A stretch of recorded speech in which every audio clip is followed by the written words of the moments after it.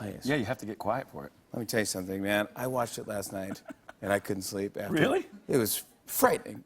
And I was just thinking, why would a funny human being like you make such a scary, frightening movie like this? Are you a fan of horror movies? Oh my God, never have been a fan of horror. I mean, I am now. Yeah.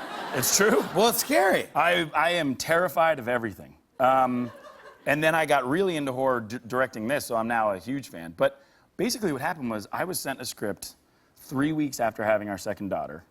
And so, yes, it's a scary movie, but what was in it is a story about this family trying to survive. What would you do for your kids? Like, what extremes would you go to protect your kids?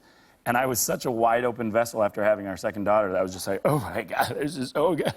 And so now when people say like, man, the movie's so scary, I'm like, thank you so much. But the best compliment is when people come out and they said, I'd never thought I'd cry in a horror movie. And I'm like, that's it. That's why I did it. Yeah, I mean, seriously, Did you cry? I did. Well, of course I did. Yeah, you know the scene. Yeah, of course. Yeah, of course, man. Can we set up the movie, or do you want me to set it up? I'll tell people what I think the movie is about. And when you get it wrong, I'll do it. Great. Basically, you live in a world where if anyone makes a sound, any sound at all, you could be killed by some type of monster. That's right. That's pretty good. Yeah, thank you. did That's great. it. No, seriously. So it's. Yeah, it's a family who has to live quietly, and you have to figure out why they're living quietly. But I mean, when you have kids, you can't have them be quiet. No, that's the crazy thing about this movie is people have been leaving saying they went to the bathroom, and like as soon as they turned on the faucet, they were like, no. Dude, seriously, any sound you think that someone's gonna die in this movie, and you're like, ooh, On Twitter, somebody said I got in, and my boyfriend turned on the radio, and she's like, are you nuts? they're gonna get us, man! I told you last night, my review was that I had nothing to watch after to make me get out of this crazy. I was so So frightened. you're just in the. I watched a rerun of Gilmore Girls just to get me through, just to get me to a happy place, just to get me because and whoever designed this monster alien thing. Yeah, that was me. That's what made me crazier and crazier because I go, who would think it to do this type of crazy movie? And I go, it's written by John Krasinski. I go, oh my God. I go, and then he cast himself, and then he's starring in it as well. But it's just twisted and so good, and it is moving as well. But then you cast your wife as your wife in the movie as well, and I go, oh, we got to talk. I mean, dude, what's it like? I just lay down on this couch, and you're like, okay, tell so me when you were everything. young- What's it like directing your wife in a film? It's unbelievable. I mean, I could make a joke, but the truth is, we were so nervous the night before because we really wanted to do this. But you're nervous. You both have your own process, and you're not sure if it's going to link up. You know, I think everybody thinks that because we're actors, we have the same experiences. It's actually completely opposite experiences because she's often in another country shooting something totally different with different people.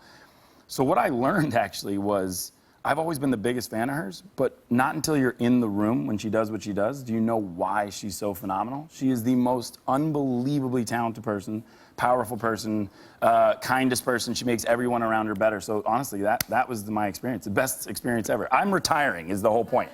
That's the point. Once I work with her, I'm done. Wow. Yeah. I just want to quickly say I love my wife so much. I love you, Nancy. You're the best, most powerful, greatest person I've ever met. And when Emily and I met, it was Nancy and I it was love at first sight. We experienced things together. It's just like, oh my gosh, it's like a own moment. And it's like we're both floating. In fact, we never touch the ground when we see each other. The first we time hug she told me that and we levitate towards the bed and make sweet, sweet love for 6 to 7 hours.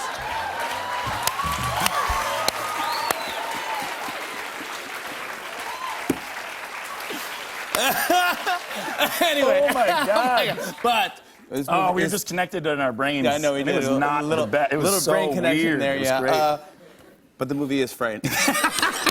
No, the movie is scary, but it does have touching moments. I don't want to spoil anything, but man, you know what scene? Emily's unbelievable. Yeah. I don't know how you even act or prepare to act for that one scene.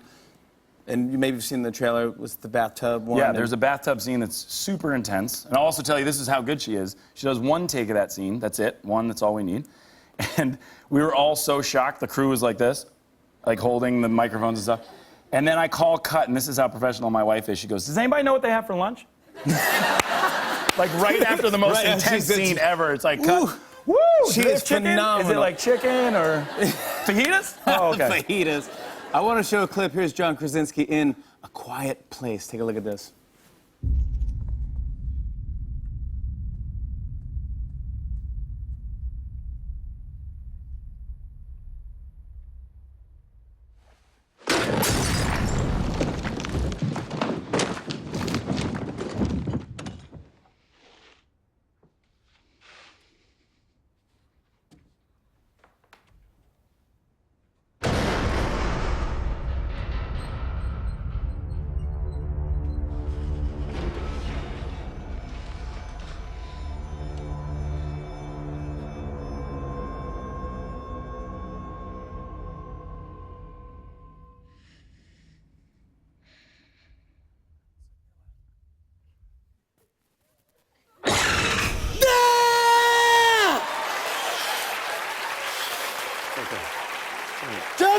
Mikey, everybody. A Quiet Place is in theaters this Friday.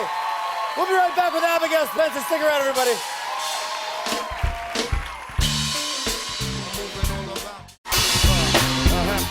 On and on and on. That's it.